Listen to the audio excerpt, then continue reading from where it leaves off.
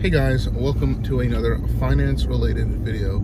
Today we are going to be talking about 3 easy ways to get into investing. Now, when I say this is going to be for beginners. We're not going to be talking about anything other than what you can do with your actual cash or money you have. Let's just say you have $100, even if it's just $50, but $50, $100, $1,000, you have it sitting around in your bank account. What are 3 things you can do that'll make that money go further and help protect it and help protect its value over time? You don't have to be experienced whatsoever to do any of these. Really, you just need internet connection and you need to know how to use a computer. So number 1, we're going to be talking about a high yield bank account. Most bank accounts that you have or you may grow up with give you little or no interest over time. High yield bank accounts are accounts that will give you more return on the amount that you have in there. There are many accounts that go over 5%, and it's a pretty standard thing to be able to achieve. There are some accounts that have a minimum limit of how much money you can have in the account, but usually it's close to $500 to $1,000, which is completely doable. The great thing about these accounts is it's virtually no risk. It's very close to no risk. It's not the stock market. You are not putting your money directly into the stock market. It's in a bank account. It'll sit there and you'll get interest for it. Now, the amount that you'll get isn't as close to the stock market average return rate of about 7 or 8% per year. However, 5% is about as good as you're going to get in most places, unless you have close to $100,000 or more. Then at that point you might be able to have a better deal with some banks. Another way you can do this, other than going to an actual physical bank, is online. For example, Robinhood, the Robinhood app, it's a brokerage app for stock trading, and they have now a thing where they'll give you, I think it's about 4.65% back just to keep your money in there. And that money is readily available. You can pull it out pretty much at any time. These are not bonds. These are not CDs. It's literally just putting money in a savings account. That is a high yield savings account. And again, that high yield means that you'll get paid higher interest. A lot of interest savings accounts right now, or just bank accounts that you have money in, they'll be at a 0.01% or something crazy low at that, or even a 1%. Those are very low and you're not getting your money's worth for it. And over time, as a matter of fact, your money will become less and less valuable. The second way to invest your money is in the stock market itself. What I would recommend doing is investing in the S&P 500. I would not recommend investing in individual stocks. That way you don't have to manage individual stocks. You don't have to worry about if a stock is doing good or bad. It'll usually end up being managed by someone else.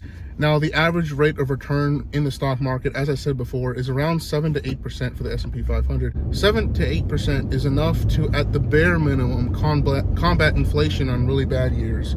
But at the best, you'll be making some money from it. With some of these funds that you're buying, what ends up happening is they will have what is called a dividend that'll pay out.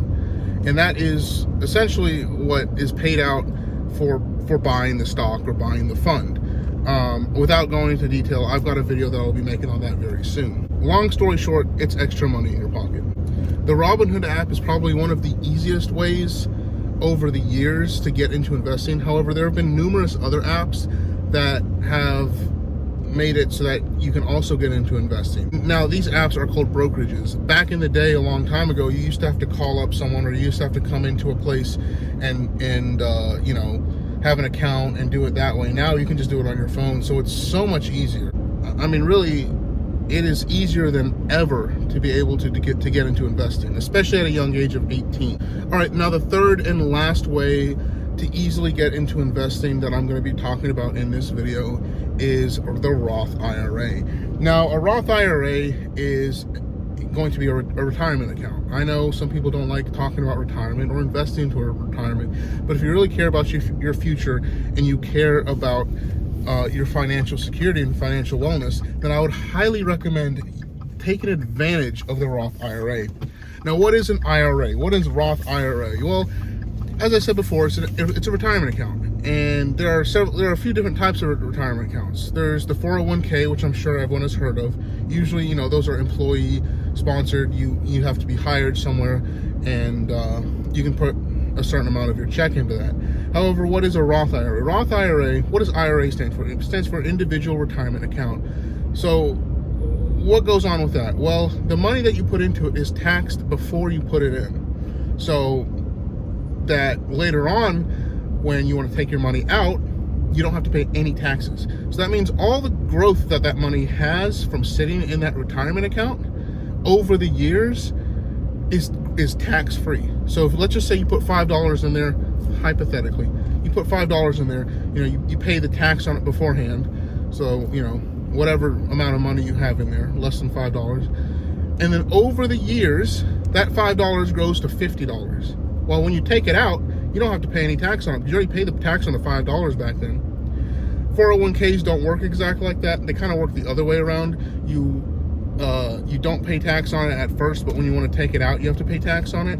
So that ends up hurting you a little bit more in the long run. However, both are still good tools to utilize.